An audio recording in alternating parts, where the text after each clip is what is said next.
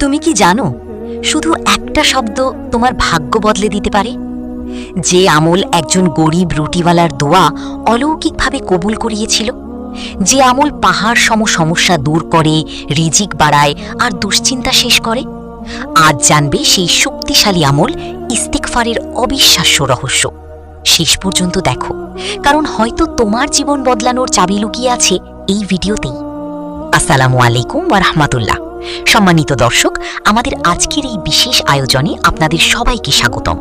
আমরা সবাই জীবনে শান্তি, সাফল্য এবং সমৃদ্ধি চাই, কিন্তু অনেক সময় আমরা বিভিন্ন সমস্যা, দুশ্চিন্তা আর অভাব অনটনের মধ্যে দিয়ে যাই। হতাশা আমাদের গ্রাস করে ফেলে। কিন্তু আপনি কি জানেন, আমাদের এমন এক শক্তিশালী অস্ত্র দেওয়া হয়েছে যা পাহাড় পরিমাণ সমস্যাকে সমাধান করতে পারে, যা পারে ভাগ্যকে পরিবর্তন করে দিতে। আর সেই অস্ত্রের নাম হলো ইস্তিগফার বা আল্লাহর কাছে ক্ষমা প্রার্থনা। আজ আমরা ইস্তিগফারের অলৌকিক ক্ষমতা নিয়ে কথা বলবো। শুধু তাই নয়, আপনাদের শোনাবো এমন এক গরিব ও অসহায় মানুষের অবিশ্বাস্য পরিবর্তনের কাহিনী, যার জীবনকে সম্পূর্ণরূপে বদলে দিয়েছিল এই ইস্তিগফার। তাই শেষ পর্যন্ত আমাদের সাথেই থাকুন। প্রথম পর্ব, ইস্তিগফার কি এবং এর গুরুত্ব। ইস্তিগফার মানে হলো আল্লাহর কাছে নিজের গুনাহের জন্য লজ্জিত ও অনুতপ্ত হয়ে ক্ষমা চাওয়া। এটা শুধু মুখে আস্তাগফিরুল্লাহ বলা নয়, বরং অন্তর থেকে নিজের ভুলের জন্য অনুতপ্ত হওয়া এবং ভবিষ্যতে সেই ভুল না করার প্রতিজ্ঞা করা। আমরা জেনে বা না জেনে প্রতিদিন অসংখ্য ভুল করি। এই পাপগুলো আমাদের জীবনে সংকীর্ণতা নিয়ে আসে, রিজিক কমিয়ে দেয় এবং অন্তরের শান্তি কেড়ে নেয়। আল্লাহ তাআলা পবিত্র কুরআনে বলেন, এবং আমি অবশ্যই ক্ষমাশীল তার প্রতি যে তওবা করে, ঈমান আনে, সৎকর্ম করে ও সৎপথে অবিচল থাকে। সূরা তহা আয়াত ৮২। আমাদের প্রিয় নবী হযরত মুহাম্মদ সাল্লাল্লাহু আলাইহি ওয়াসাল্লাম, যিনি ছিলেন মাসুম বা নিষ্পাপ, তিনিও প্রতিদিন ৭০ বারের বেশি ইস্তিগফার করতেন। রাসূলুল্লাহ সাল্লাল্লাহু আলাইহি ওয়াসাল্লাম বলেছেন, যে ব্যক্তি বেশি বেশি ইস্তিগফার করে, আল্লাহ তাআলা তার সব সংকট থেকে উত্তরণের ব্যবস্থা করে দেন, তার সব পেরেশানি দূর করে দেন এবং তাকে এমন জায়গা থেকে রিজকি দান করেন যা সে কল্পনাও করতে পারে না। সুনানি আবু দাউদ। এই হাদিসটি ইস্তিগফারের অলৌকিক ক্ষমতার এক বিশাল প্রমাণ। দ্বিতীয় পর্ব, ইমাম আহমদ ইবনে হাম্বল রহমতুল্লাহ ও রুটিওয়ালার সেই অলৌকিক ঘটনা। এবার আসুন আমরা সেই অবিশ্বাসী কাহিনীটি শুনি, যা ইস্তিগফারের শক্তিকে আমাদের সামনে জীবন্ত করে তুলবে। এই ঘটনাটি ইসলামের একজন বিখ্যাত ইমাম আহমদ ইবনে হাম্বল রহমতুল্লাহর জীবনের সাথে জড়িত। একবার ইমাম আহমদ রহিমুল্লাহ হাদিস সংগ্রহের জন্য এক সফরে বেরিয়েছিলেন। এক শহরে পৌঁছাতে তার রাত হয়ে গেল। তিনি শহরের মসজিদেই রাতটা কাটিয়ে দেওয়ার সিদ্ধান্ত নিলেন, কিন্তু মসজিদের খাদেম তাকে চিনতে না পেরে মসজিদ থেকে বের করে দিলেন। কনকনে শীতের রাত, ইমাম আহমদ রহিমুল্লাহর যাওয়ার কোনো জায়গা ছিল না। তিনি অসহায়ভাবে মসজিদের বাইরে বসেছিলেন।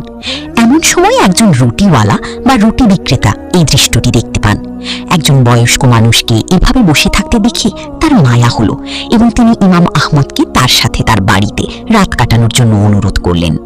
ইমাম আহমদ রহিমুল্লাহ তার বাড়িতে গেলেন। তিনি লক্ষ্য করলেন, রুটিওয়ালা লোকটি আটা মাখানোর সময়, রুটি বানানোর সময়, চুল্লিতে রুটি দেওয়ার সময়, অর্থাৎ প্রতিটি কাজের ফাঁকে ফাঁকে বের বের করে কিছু একটা পড়ছে। তার ঠোঁট অনবরত নড়ছে। কৌতূহলী হয়ে ইমাম আহমদ রহিমুল্লাহ তাকে জিজ্ঞাসা করলেন, ভাই, আপনি কাজের সময় অনবরত কি পড়ছেন? লোকটি অত্যন্ত সরলভাবে উত্তর দিল, আমি সবসময় আল্লাহর কাছে ইস্তিগফার করি, আস্তাগফিরুল্লাহ পড়ি। ইমাম আহমদ রহিমুল্লাহ তার এই আমল দেখে মুগ্ধ হলেন এবং জিজ্ঞাসা করলেন, এই নিয়মিত ইস্তিগফার করার ফলে আপনি কি আপনার জীবনে বিশেষ কিছু পেয়েছেন? রুটিওয়ালা লোকটি হাসি মুখে জবাব দিল, আল্লাহর কসম, আমি এই আমলের কারণে মুস্তাজাবুদ দাওয়া হয়ে গেছি। অর্থাৎ আমি আল্লাহর কাছে যাই দোয়া করেছি, আল্লাহ আমার সব দোয়া কবুল করে নিয়েছেন। তবে আমার একটি দোয়া এখনো কবুল হয়নি। ইমাম আহমদ রহিমুল্লাহ অধীর আগ্রহে জিজ্ঞাসা করলেন, কোন দোয়াটি আপনার কবুল হয়নি? লোকটি বলল, আমি আল্লাহর কাছে অনেক দোয়া করেছি যেন এই যুগের শ্রেষ্ঠ ইমাম আহমদ ইবনে হাম্বল রহমতুল্লাহের সাথে আমার একবার দেখা হয়। আমি তাকে আমার এই গরিবের ঘরে মেহমানদারি করাতে চাই, কিন্তু তিনি অনেক বড় মানুষ।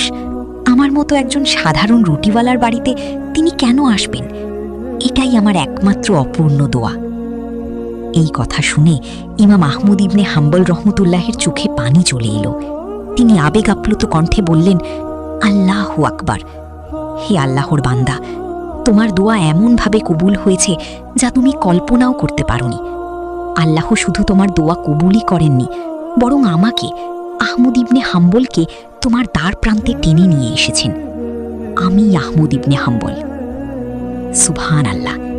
একবার চিন্তা করে দেখুন, একজন সাধারণ রুটিওয়ালা, যার কোনো ক্ষমতা বা পরিচিতি ছিল না, শুধুমাত্র একনিষ্ঠভাবে ইস্তেগফার করার মাধ্যমে তার সবচেয়ে বড় স্বপ্নটি পূরণ হয়েছিল এমন অলৌকিকভাবে যা ছিল তার কল্পনারও বাইরে।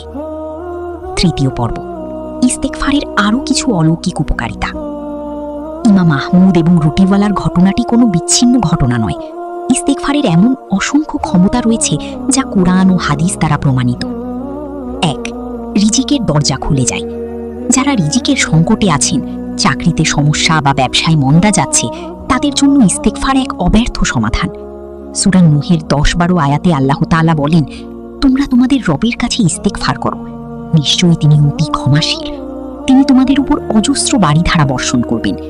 তিনি তোমাদের ধন সম্পদ ও সন্তান সন্ততি বৃদ্ধির মাধ্যমে তোমাদের সাহায্য করবেন। 2. মানসিক চাপ ও দুশ্চিন্তা দূর হয়।